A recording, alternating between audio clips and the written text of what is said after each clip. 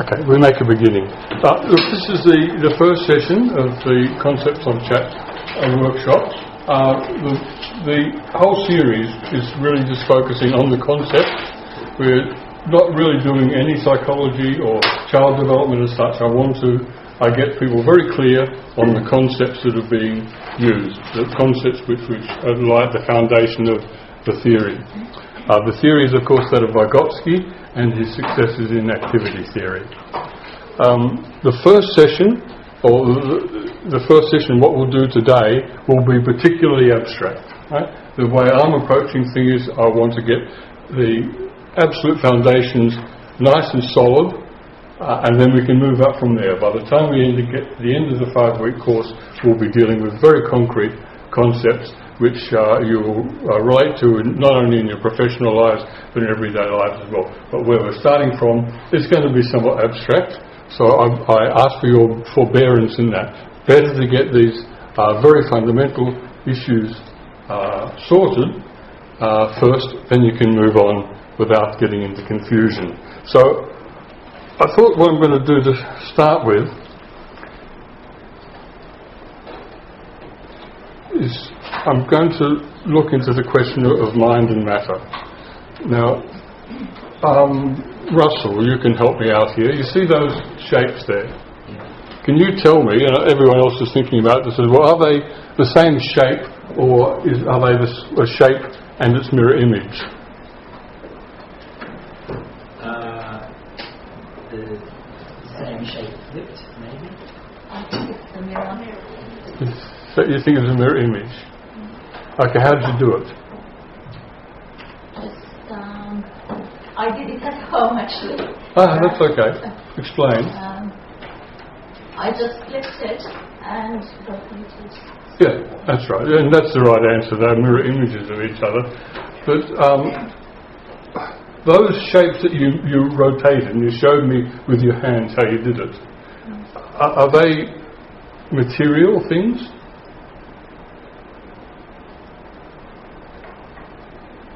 Well, I read your paper. Yeah, you read the paper. Good. We'll out with it, and we'll see if anyone disagrees. What do you think? I think, yes. They're a material thing. Anyone disagree? So we all think that. So Adriana, was it? Yes. Yeah. When Adriana mentally rotated these shapes in her head, they were material things. They're subject to the laws of gravity, radiation, they reflect light, they have a weight, size. It was a mental image that she rotated in her mind, or Yes. a material object that she actually... That's right. So it wasn't a material, it was a mental image, but Adriana's unhappy with saying that because she knows she's a material being herself, and whatever went on inside her must have had something to do with the material world. Does that fairly represent the hesitation? Maybe not, no. Okay, now... I thought more because I'm reading those at the moment. Yes.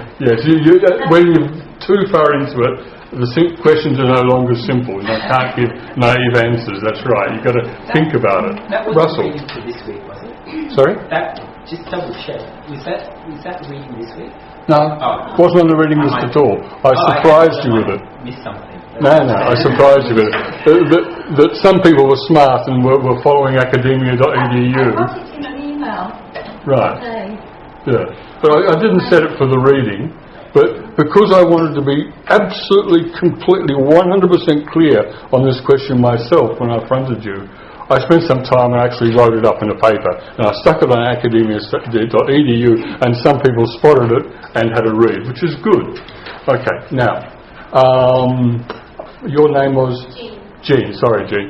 Jean says that they're not material. Those objects which Adriana was rotating in her mind are not material objects. Yeah. That seems fair enough. They can be a representation of a material object. Yeah, but in actual fact, they don't even exist, those shapes. If they do, it's purely coincidental. Yeah. So they're utterly figments of the imagination. They don't relate to any real thing at all, though if I looked at that and I mentally rotate that, it's the same thing. It doesn't matter whether the object exists, or in the first place is imaginary. What I rotate in my mind is imaginary. Okay, so the point I want to make is Adriana's first sort of suggestion that they're material. I mean, if they are material, what's not material? Right? If I were to have an argument with someone, and there are plenty of people who insist that those shapes are material, what is not material? Can anyone suggest how someone might respond to that, even though you don't agree with it? I mean, what is not material in this world? I think Yes. certain areas of mathematics that are like impossible could never be material. Well, I disagree with you there. I think that if you can write some symbols and put them on paper, they're material, and that they're representing things, and even if those relations are themselves impossible, they're still things for you to apprehend with your senses and think about, and that if you died, they'd still be there. Right? And that's a good test. If they still exist after you die, then there's something more to them than a figment of your imagination. Right? So the whole question of mind versus matter, or consciousness versus matter, is actually a relational question. It comes to us and it's reflected in our language that something is either this or that. It's actually a relational thing. That you have to know the difference between, like I had a dream this morning that I had to be here at 10 a.m. and I noticed it was 10 a.m. and I started rushing off and got involved in some sort of Dickensian London issue, desperately running late. I woke up, it was 10 a.m, but I knew I didn't have to be here till 6. That was not real, it was not material, it was an illusion. And it was an illusion that had very little basis in fact. Had some basis in fact, I did have to be here, I got the time wrong. Right? So you have to know the difference between something that's in your mind and what's outside your mind. Everything outside your mind is material. Right? It's not a meaningless word, because what's not material is the things that you just have in your imagination. Now, let's say what Adriana has in her imagination, from my point of view, that's a material thing. So, for example, if someone has it in their mind that I'm out to kill them, that may be an illusion, but it's a very material thing as far as I'm concerned. I have to allow for it. I say, where did they get that idea from? What am I going to do to escape their unpredictable and dangerous behaviour? But it's a relational thing. The relationship between mind and matter isn't a relationship between two substances. It's a relationship between what's in your head and what's not in your head but outside there. And mathematics is just as material as any of the other branches of natural science. Let's say what it studies and its activity. Yes, Gavin? So perception is reality is material. Look, perception is perception. The process of perception is carried out by a real human being, and it's a material process. But I have to know the difference between my thoughts about something, or my images I form of it, and the world. So my perception is not reality in that sense. But someone else's perception is a reality. It's outside of me, I have to allow for it, I have to understand where it comes from. So, for example, if someone comes and beats me up, and then the police come along and put them on trial, they can be found guilty, right? And people don't blame me, you know? But from my point of view, I don't care whether he's guilty or not, I'm going to get myself out of the way of that person, right? So, sort of, that's a relational question as well. So when you say, it's people responsible for themselves, well, that's a useless thing to say about the world in general. The world is governed by social inequality, social forces, ideology. There's cause and effect going on there. But when I think about my own behaviour, it's no good me saying I had a lousy childhood, I'm going to behave badly. It's my own behaviour, which I know only through my own consciousness, that's something different. Right? That's the distinction. It's the distinction between what's in your own mind and the rest of the world. That's what the mind-matter distinction is, and it's actually very widespread. It goes to moral questions as well. Okay, so I wanted to get that out of the road. It really bears very little relation to what we're going to do here, but confusion about mind and matter can lead to funny ideas. For example, if I have an idea, I see Russell sitting there, I don't see a lot of neurons buzzing around and zapping. It may be that those neurons were something to do with me seeing Russell sitting there, but when I look at him, I see something that's a couple of metres away from me, not the insides of my head. So there is a distinction. Now what I'm going to do is go back to our course. Alt-Tab should get it there, right? And we're going to make a start. So I wanted to get that mind and matter thing out of the way. Understand? I'm sure it's not completely clear because you have to keep coming back to this. And by all means do in this little article, which you'll find on the PowerPoint, is a way of rehearsing. Yes? I had the issue of materialism, the issue about whether things are material or not described to me in quite a helpful way. Someone said, poverty is not, is something that exists. That's right. It's material Yes. in nature, but actually it's not something, it's one of those things you can't really, I can't remember exactly how they put it, but I thought it was quite a good explanation for me to be able to understand. Okay, there are a lot of arguments about poverty, for instance, related to setting the poverty line. Right. Whereby, for instance, a poor gentleman in India will lie down after a hard day's work on straw with concrete underneath, and because he's got the straw he's actually very happy, and because yesterday he didn't have a straw, some gave him some, he doesn't feel poor. Yeah. Okay, but the fact is he is poor. That's subjective. Yeah. Right? How do you establish that? It's very complex. Right? The question of the reality of poverty and compared to measurements and perceptions of it and so on. I mean, there are whole universities that sweat over this issue, right? It's a complex scientific question. But poverty itself is a material reality. It's out there and it will still be there when you die. How you conceive it, that's a problem of knowledge. A problem of existence and a problem of knowledge, two different issues. Now, the way Vygotsky approached consciousness is by this definition. He says it's what mediates between different processes. It's a mediating thing. I'm going to sharpen the definition up. I'm going to say it's what mediates between our physiology and our behaviour. Now we have all sorts of nervous activity going on in our body and different sort of physiological things happening inside us, and you cannot stick some kind of fancy microscope into someone's head and see their thoughts. Right? The thoughts are subjective processes. What you can see is their behaviour.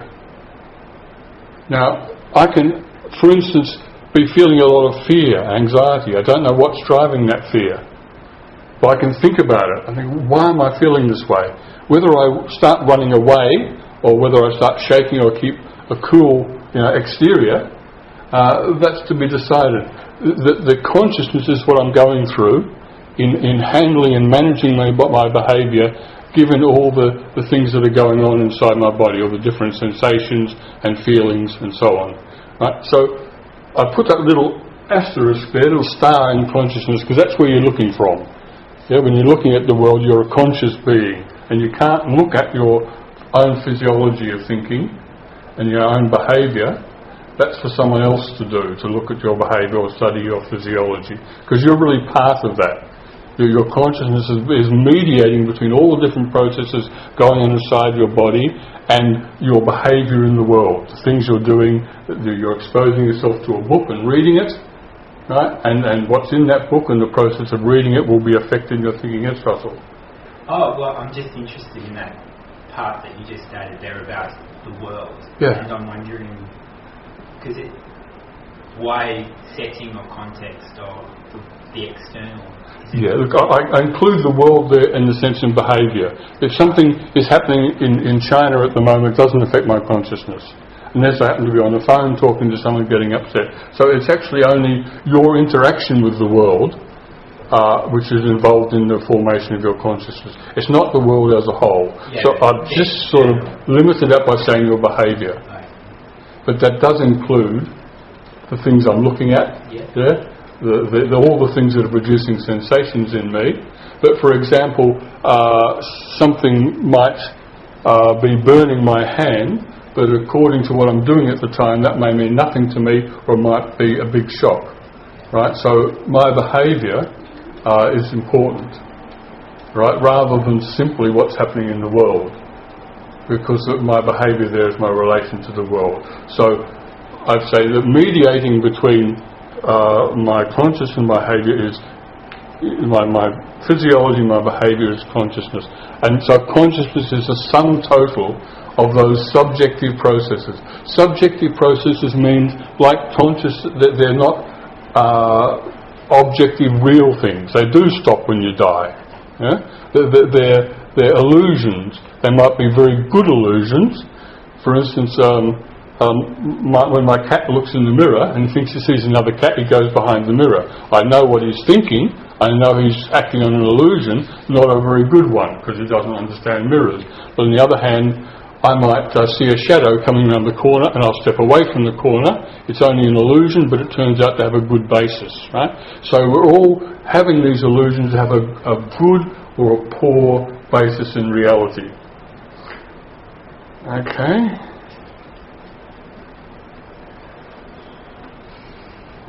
We happy with the story? Huh? Anyone object? Oh, please. All those things are very controversial. It's very easy to disagree with what I say here, and I'm happy to hear it. Okay, we go on. Behaviour. False consciousness. False consciousness. Well, false consciousness is not a very helpful concept. The origin of the concept of false consciousness has come from law. That if someone didn't have sufficient information to understand what was happening to them, or if they were suffering from some mental illness, then they can be said to have had a false consciousness for the point of law, and they can't be blamed for it. But it was only got involved in a political argument in the 70s, really, and there was an issue that feminists accused Marxists of having a theory of false consciousness, and some feminists include each other of believing that women that weren't fighting against patriarchy had a false consciousness. It's really just not a very helpful concept. Yeah? It's not a concept I ever use. If you've got a consciousness, then there is a social basis for that consciousness. Yeah? If you see the world in a certain way, that's not you individually seeing the world that way. There will be a social reason, your social position, your experiences, and it's not helpful to say that's false, because no one can stand outside the world and look down and say this is the truth and what you say is false, right? So I don't take any false consciousness, but I do say, if you're talking about consciousness, what sort of basis does that consciousness have in the material world? It can be a more or less a good one. It's not a cut and dry thing. It's, oh yeah, I can see that, but that's a minor question. That's a pretty thin basis for your opinion. Okay, so you can talk about what basis an idea has in the world, but I don't see the value of lining these up as true and false. Yes? That's similar to the use of the term reality, because then you need someone to judge. Yeah. Reality is a loose term, right? Because we sort of generally know what someone means by it, but it's not a word that's used in philosophy, really, because it's so ambiguous. Yeah? And I don't want to try and give a definition of it, because it just leads into conundrums. Yeah? I just picked it up because you used the term reality. Right, there you go. Yeah, it explains something. Yeah, I'm guilty. I used the term, but it's actually an imprecise term. Yes. In talking about consciousness, there is unconscious. Unconsciousness. Okay. In this chat, in this tradition of philosophy, whatever, we take consciousness to be the totality of all the subjective processes. We don't have a consciousness and an unconsciousness. See, people talk about conscious awareness, right? That's a specific meaning. But if you say, well, what about the unconscious? Insofar as it exists, it's just part of consciousness, right? Because things that I sort of know unconsciously can pop up in my consciousness and then they can disappear again, right? So the only starting point is to take a category which includes all those subjective processes, and not to start with a category, for instance, which is limited to conscious awareness. Now, if you're into the philosophy of mind, I think that's the problem they get into. They start with conscious awareness as what happens when you wake up, which is a phrase John Searle uses. It's what you get when you wake up and disappears when you go to sleep. That's what I mean by consciousness. Very problematic. Very problematic. I mean, how can you take a criteria like that for such a fundamental concept? So I'm talking about all, because we're taking philosophical foundations on which we want to build a general psychology. As it happens, Vygotsky says that children aren't born with an unconscious. They're an open book in that sense. You build an unconscious over the course of time. Things get put away, filed away. But there isn't a collective unconsciousness via Jung, and nor do your early sexual experiences when you're very, very young get piled away in unconscious either. Unconscious exists, perfectly valid concept. Okay? Behaviour is the purely objective aspect of activity, right? That doesn't make any reference to consciousness. So if I watch someone, I can see their behaviour. I don't have to know what they're thinking. I didn't mean to. I don't care whether you meant to do it or not. That's what you did. That was your behaviour. Right? If my hair stands on end, that's behaviour as well. I didn't mean my hair to stand on end, but it did. Right? So it's purely objective. Now, I've settled on this as a definition of behaviour, because this fellow John Watson, who's sort of one of the founders of behaviorism, is very good because it gives a very clear definition of behaviorism. So this is just worth reading for a moment. Psychology, as the behaviourist views it, is a purely objective experimental branch of natural science. Its theoretical goal is the prediction and control of behaviour. Introspection forms no essential part of its methods, nor is the scientific value of its data dependent on the readiness with which they lend themselves to interpretation in terms of consciousness. The behaviourist, in his efforts to get a unitary scheme of animal response, recognises no dividing line between man and brute. The behaviour of man, with all its refinement and complexity, forms only a part of the behaviourist's total scheme of investigation. Okay, so that's not what I'm interested in. Right? Control of behaviour. No difference between human being and animal. I'm interested in emancipation and in human freedom. But I thought that behaviourists have got that word, and the idea of behaviorism is like this. There's a black box there, he doesn't know what's inside it, how could you? There's a stimulus in, a reaction out. Right? And that's all behaviorism does. And you had up until... There's a couple of great essays by Noam Chomsky critiquing this idea of Skinner's attempts to build up an entire description of human behaviour that doesn't include consciousness. I mean, this is just insanity, right? To try and understand what people do in all its complexity, in fact, even in the simplest little thing, without ascribing consciousness to people. The fact is that humans do what humans do through consciousness. It's mediating everything we do. We do this because we had a thought, think about it, we felt this about it, and then we did that, right? But behaviour treats that consciousness as something inside the black box, right? Unseeable, unknowable. Right? The opposite of your phenomenologist that actually starts from that, the direct experience. Subjective psychology, experimental psychology, the whole bunch of branches of science and philosophy that have begun just with what goes on inside the head being the important thing. But there's problems in that because really you can't see what goes on inside your head. You can't. All you can see is yourself looking at what's going on inside your head. You can't stand outside yourself and look at it. What you can see is someone's behaviour. You can look at your own behaviour with the help from a friend, and you look at other people's behaviour, and basically the job of a psychologist is just like the job of an historian, So in a sense, history doesn't exist. It's already gone past. Right? You can never go and see any item of history. But what you can see is the traces it left. And the job of the historian is to reconstruct the history of ancient Rome, the rise of civilization, etc., by the traces it's left behind. And we regard that's a perfectly legitimate branch of inquiry. No physicist has ever seen an atom. Right? But they've seen traces and they've seen evidence of all sorts of kinds that allow them to deduce things about atoms. It's the same with psychology. No one has ever seen a mind. Right? But by observing behaviour, knowing that everything we do is mediated by consciousness, you can piece it together. That's the job of science. To take what evidence you've got, which is always objective, given to you, not an opinion, it's there in the world, and from that you deduce how it came about. In the case of studying human behaviour, you're deducing facts about consciousness. Right? Is this okay? Okay, let's try and move on.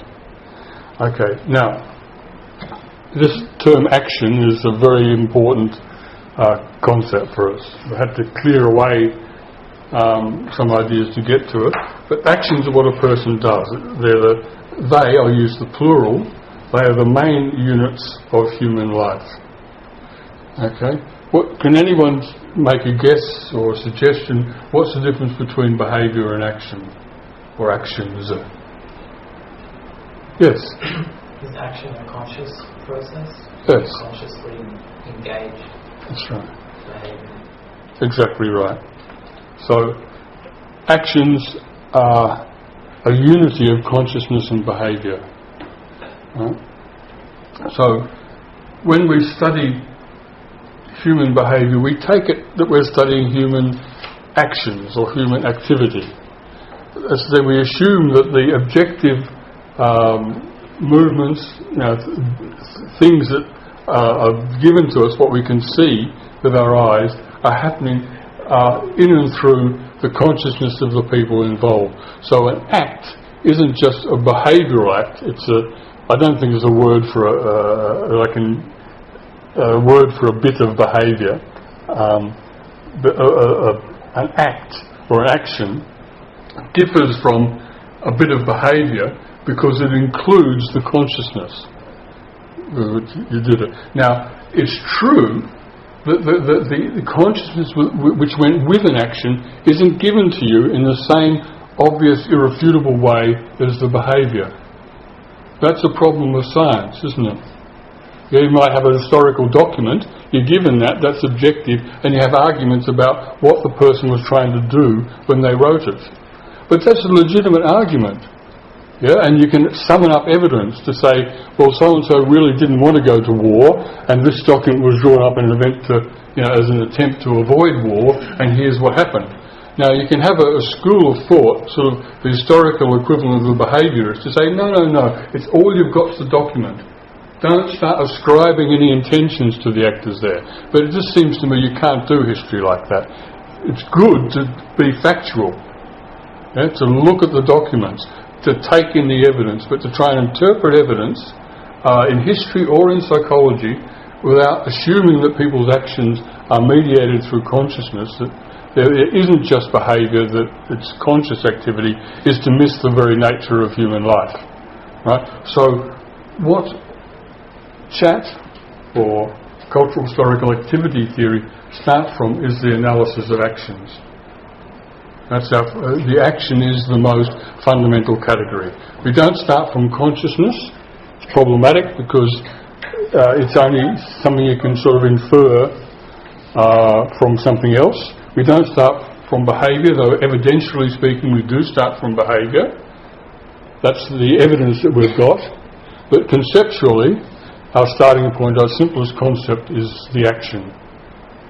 And part of the action, the behaviour, is given to us by observation. The consciousness requires the work of science to try and determine it, but it's only the action, he did that for that reason, or that person wasn't thinking about that when they did this, right?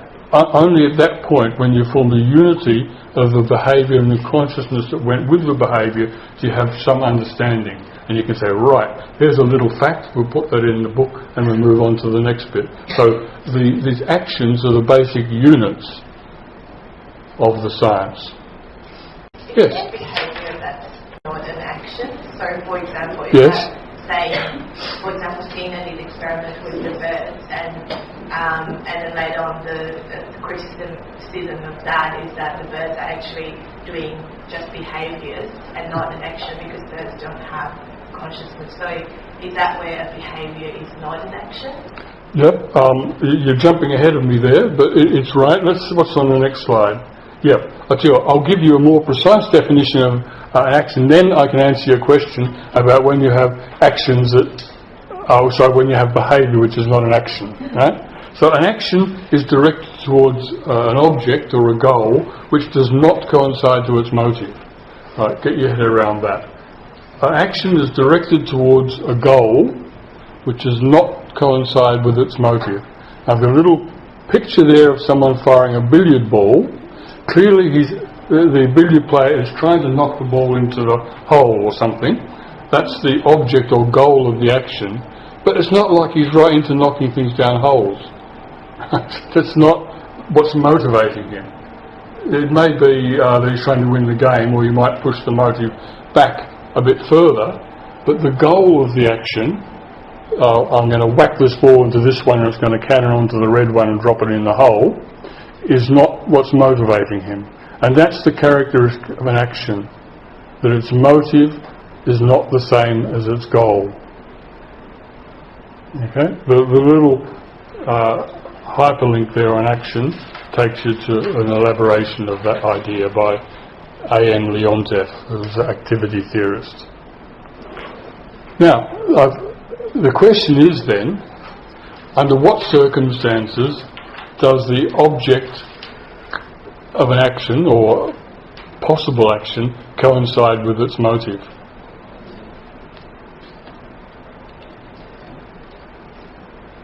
Stimulus response. If I stick my hand in a flame accidentally, for example, pull it out immediately. There's no more distant agenda to that. I get burnt and my hand gets pulled out. I don't think about it. Consciousness is not involved. It's a stimulus and a reaction. Now there's no goal to the withdrawal of the hand that's different from the motive, which was get that hand the hell out of the hot stuff. Right?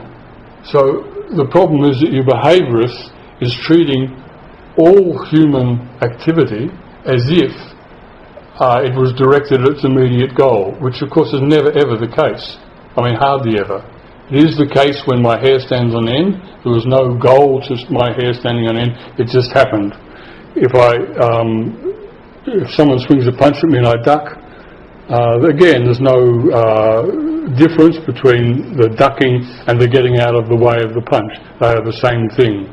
So we do have within us this bundle of reflexes, in which consciousness doesn't get involved.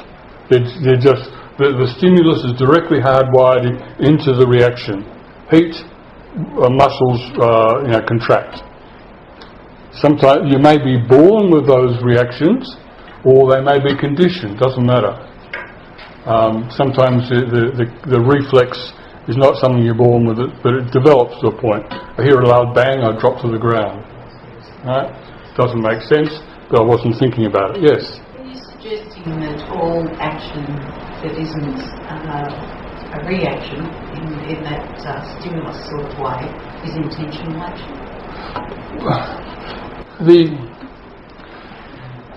I'm saying that it comes under the heading of action, that it has a motive. Now, the thing is, your motive can be what you might say one you are not consciously aware of. And there's a lot of work to do in the education area of like the child won't do their homework. You say, well, if you do your homework, I'll give you a bar of chocolate. Homework gets done. Now, which is a particularly crude example, of course, but it raises the question of the motive.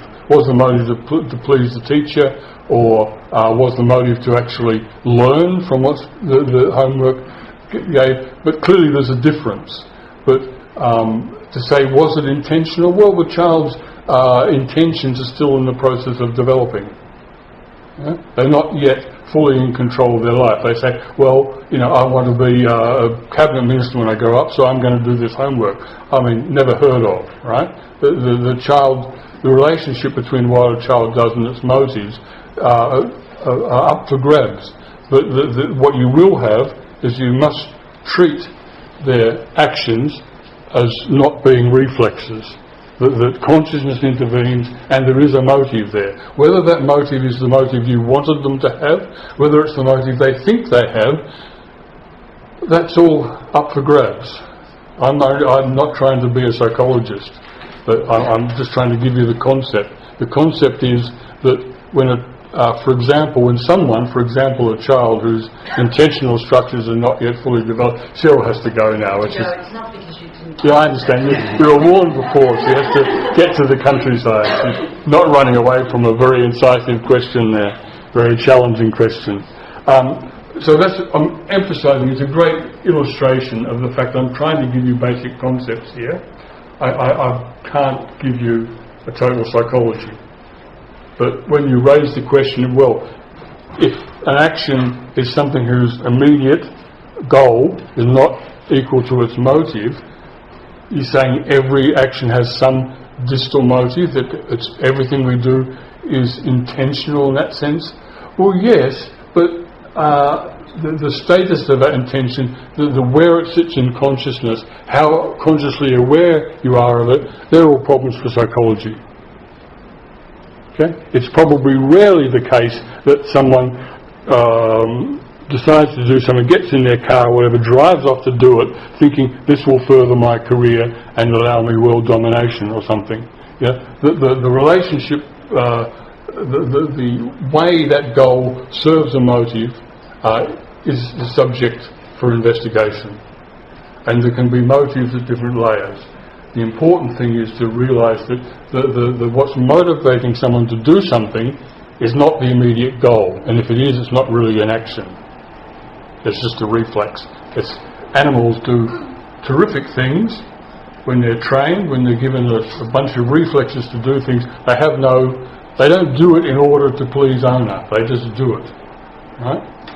They do it. They like doing it. They've been so conditioned they like doing this thing. And no other explanation is needed. To the trainer, it's always dangerous, of course, when one starts saying what animals can do and can't do, because they always get faulted. But so I should avoid that. Talking about human beings, humans do things for reasons, they're not necessarily consciously aware of them, but generally speaking, you can't find someone's motive for doing something simply in what they immediately did. What they actually did, their behavioural act, is important, yes. Wondering, do you see the concept of motive as introducing the cultural context? Yeah, that's right. The motive comes from culture somehow or other. And that might be one of the reasons that the motive may be quite impenetrable to someone else if you don't share the same cultural assumptions. Why is that person doing it? That's crazy. They're going to get into awful trouble. Say, oh, well, actually, this, that, and the other thing in their culture, this, that. Oh, I see. No wonder they're doing that. Yeah. So and of course, if you ask them, that person may not say, oh, well, our culture says I have to do that. They just think that's what I've got to do. They don't think it conceptually introduces the culture. It conceptually, exactly, perfect. Yes, conceptually, that's where the wider culture comes in. That a person isn't just an individual doing something there at that moment. There's a motivation. That motivation comes from an involvement in a wider world, which is a cultural world, the source of motivations. That's a really perfect point. Thank you. That's exactly right. Can I just ask a question? Does there come a point where an action becomes a behaviour if that stimulus response becomes so entrenched it's now like the kind of motive almost? Yeah, that's an issue that will come up in a couple of weeks' time.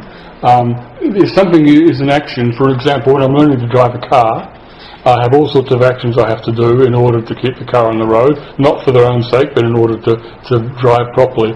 And then 10 years down the track, I have no conscious awareness of them. They're just like a reaction. Someone steps in front of the car, my foot goes on the brake without a second thought.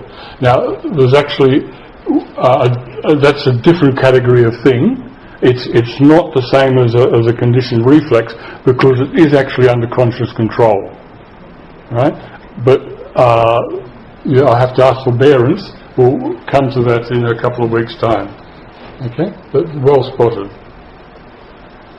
Okay, I'm going to click on. Oh yeah, that's right. One thing I wanted to say. I say an action is a prior unity of consciousness and behaviour. There's a philosophical problem here when I say that consciousness is a unity, an action is a unity of consciousness and behaviour. And it's a philosophical problem that's just worth reflecting on, because it's going to come up later. If action is our founding concept, then I can investigate an action, which I'm illustrating with these magnifying glasses, and I can abstract from that action the behaviour and the consciousness. And so when a person is doing something, they don't first have a consciousness and then decide to do it. They're all tied up together. And it may have been like that, but not necessarily like that. Right? So in forming the idea of a consciousness, I'm actually abstracting that from actions. Right? So I can talk about consciousness, but all that's really there is actions. Right? And when I become a psychologist and start imputing to people's actions a consciousness, I'm producing something there from my investigation, my abstraction of their actions. Because we had this intro to sort out the difference between consciousness and matter, mind and matter and those things, so we could get clear on them. But what we're doing here is that we're reconstructing consciousness by a study of action. Right? Because that's how we get to know consciousness, and we're imputing that. We may make a wrong imputation, may fault it, but basically we're constructing consciousness out of a study of actions. Likewise, behaviour is something that the behaviourists do by abstracting away from consciousness, and they're quite explicit about that. If you remember the little section I read from John B. Watson, he says we're not bothered, we don't want to have anything to do with consciousness. We're just locking that out. And if you worked in Pavlov's, famously, if you worked on Pavlov's lab in Moscow, you were not allowed to say anything that imputed the existence of consciousness. Right? Like if you said, oh, that dog's looking unhappy, out, you'd be banned from the lab, right? Because you might say that the dog's mouth is dropping, or his eyes are a bit closed. But if you imputed a thought to the dog, this was non-scientific, I don't know whether you're allowed back in after a week or whatever, but it said you'll be banned. Right? So the behaviourists are very conscious that they're abstracting behaviour away from actions because they don't want to have anything to do with consciousness. They know consciousness is there, but they say if we're going to be scientific, we can't be like historians reconstructing events from the traces left behind. We can't be like geologists who reconstruct the movement of the continents and everything by the traces are left behind. We behaviourists are going to be so bloody scientific that we don't reconstruct anything. We just take what's in front of our noses, right? Which is the kind of thing that gives science a bad name, isn't it? Right? So now the point is that strictly true? And I just want to raise this as a question. Is it possible to have consciousness separately from action? And is it possible to act or to behave without consciousness? Now, we've covered the fact that you can behave without consciousness. It's called a reflex. But is it possible to have consciousness without behaviour?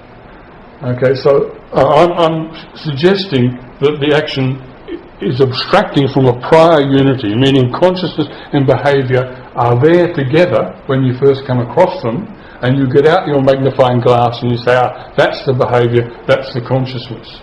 But really, they were together in the first place. But that's an assertion which is yet unproved, that it's impossible that you had a consciousness prior to the action. Well, maybe you spent 10 years making plans before you did the action.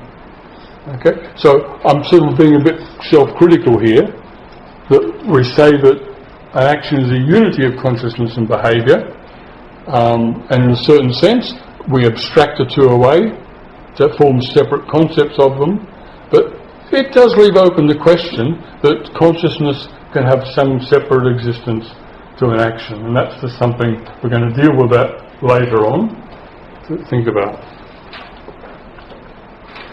Okay, so we've got 10 minutes to reflect on these three concepts which we've gone over today: consciousness, behaviour and actions. Russell, are you convinced, or what at this point do you think consciousness is? I had two things I was wondering about. One was, and it might be coming later on, and so I'm just wondering where you're going, but why mediation hasn't been mentioned. Mediation was mentioned. Well, it was mentioned at the start, but I was interested in, if we go back to even that last slide. Oh, which slide? The very last slide. You mentioned it with physiology and yeah, that's right. consciousness. But that last, slide number 6. I'll go back and you tell me which side. No, that when I meant the last slide, I meant slide 6, which was that one. Why isn't mediation mentioned there? Well, not so much why isn't it mentioned there, but I think it's a helpful way to go back to Jenny's point. Right. It's those cultural artifacts that kind of mediate, rather than just jumping back. Yep. Maybe. I'm trying to give a concrete example. So, like an animal, when it's hungry, it will just attack and eat and satisfy itself. Whereas an action humans might make is, they might wait another 15 minutes until the time's appropriate, and they'll go to the ATM and get some money, and they'll go. Okay. And I just think, I think that might be. I was just trying to. Think of mediation in that way as bringing all those cultural conventions that we have that stop us just from, biting someone and eating, because we're hungry, which is what an animal would do when they get hungry. Yeah. Unless they've been well trained. No, you're quite correct. So what was your name again? Jenny. Jenny picked up the motive which lies behind an action, but is not identical to it, is where culture comes in. The question is how. And that's what Russell is raising. How does culture come in? And in the Vygotskian way of thinking, this raises not just mediation in general, because mediation is a extremely broad term. Just means between this and this we have something in the middle. It's artifact mediation, meaning it could be words, it could be objects, it could be money. A lot of it is language, but not exclusively language. And that's how, if it would seem that investigating people's motives and how they achieve their motives is going to be an important part of psychology, and that will involve us looking at the artifacts which mediate the formation of motives. The artifacts covering language and covering all sorts of other perfectly material things, right? And that's important because while we can talk about mediation by concepts or mediation by practices, mediation by artifacts is a very definite thing which you can observe and catalogue and keep track of. Yeah? And it's about as basic as you can get. So yes, that will come up. It's I don't know, maybe next week. But it's on the list, so we'll look at that. When Jenny made that point, I thought, Well, Jenny very insightfully saw the opening that provided, and in a sense took us to a point a couple of weeks down the track, which was great. Good. Well, I just thought it was important to differentiate intention and motive, and I thought the way to do that is to situate intention in a psychology and motive culturally, maybe. That was one thing that when I went to ISCAR, and Marianne Hildegard was talking about motives quite a lot, and I come from a discursive psychological perspective, and I was saying, why is she bringing up this individualistic concept all the time? And so when I hear you talking about motive, that just sort of opened it up a little bit for me. Yeah, Marianne Hildegard. Yeah, look, the words get used in different theories in different ways. Intention is not used very much in chat. It's just a word that's not used much. It presupposes someone's conscious awareness of the goal that they're trying to achieve, and that's fine. But it's just I just don't hear people talking about intentions. Yes. Motive is not in chat something that's individual. It's very much something that's culturally and socially located. We acquire motives from our interaction with the world around us. We acquire them. You know, we develop an interest. Interest people use so much. It may not be obvious to a non-chat insider initially. That's right. Yeah. And part of the objectives of this course, by starting at really like real sort of basics, abstract things, is to try and sort out what different words mean in this context, because they mean different things in other contexts as well. Okay. Any other issues we want to raise for a minute? Yeah. Behaviour. If you read Vygotsky, he talks about behaviour a lot.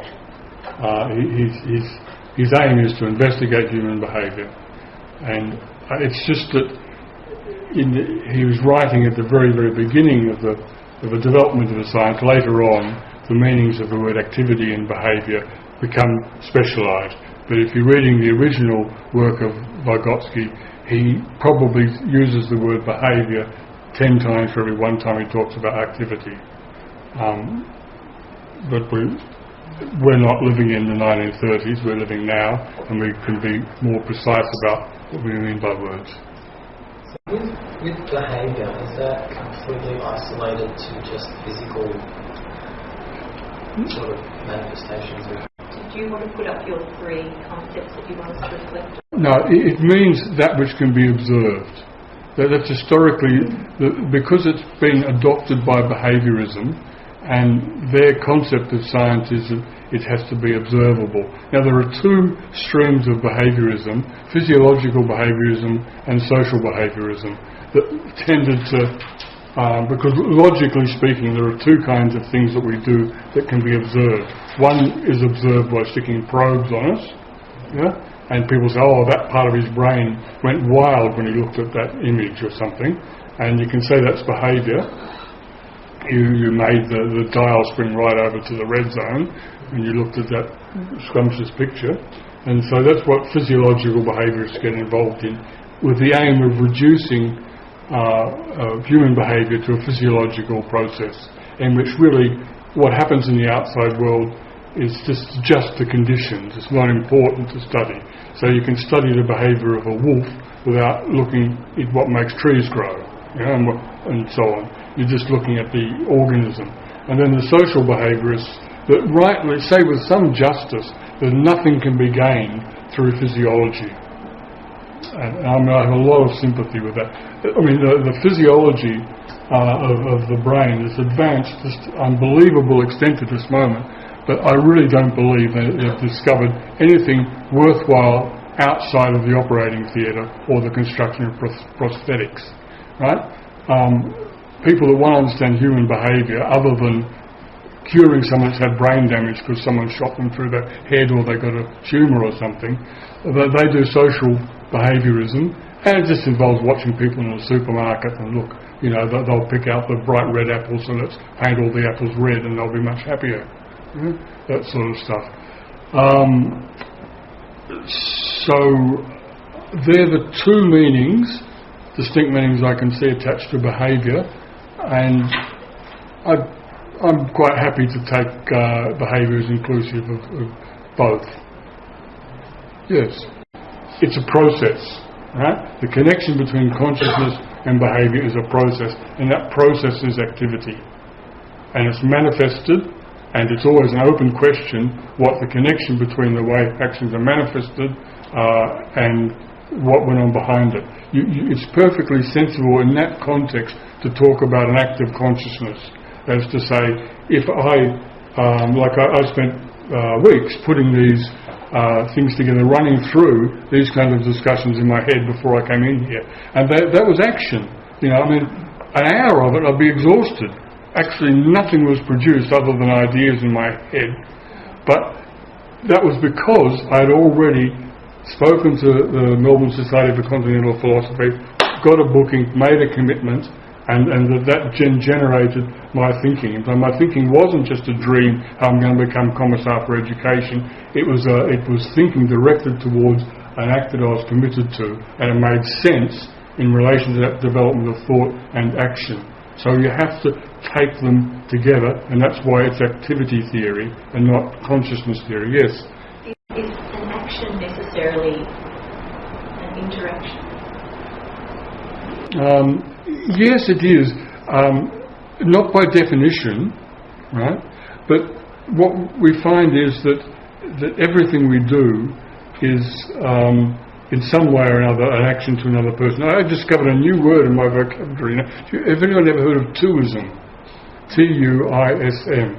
Tu is, like a French word for you or thou. And there's a word called tuism, which is the theory that language is always directed towards a second person.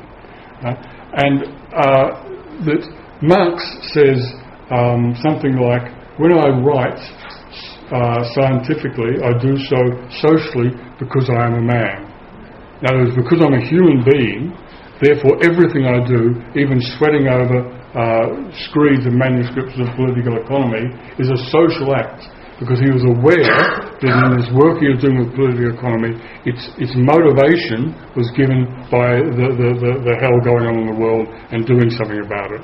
Right? So it is actually the case that every action is an interaction, but it may be a very highly mediated interaction. It may involve 25 years of sweating on a book and then the book being published or not. And that might only be after 25 years of thinking and working on an idea that the social interaction happens. But it was that interaction which was providing the motivation. Yes? I was just going to say, because that's something that I've been thinking through the whole time that you've been talking about this, that idea of behaviour and trying to extract consciousness from behaviour, because behaviour is purely objective, but of course language isn't.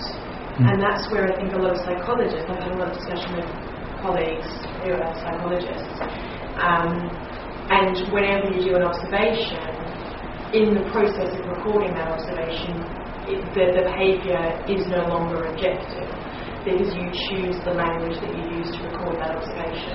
Yeah, the problem is that it's really a catch-22, isn't it? Because human beings in a normal state of existence are interacting with others. If you invite someone to be a subject for your psychology experiment, you might, for instance, invite a friend who, wants to see you succeed in your work and say, oh yeah, I'll be your subject if you like, what you want me to do. So, no matter how much, or I don't know what their motivation might be, but the thing is that they're motivated.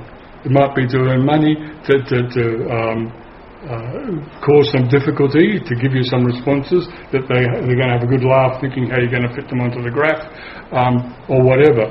The normal condition of human beings is interacting. Therefore, it's a mistake to try and make an experiment such that it's objective. Really, that's going the way of the behaviourists. What you need to do is you say, I'm a researcher, I'm involved with this person, and I'm going to include everything I do in the data. Yeah?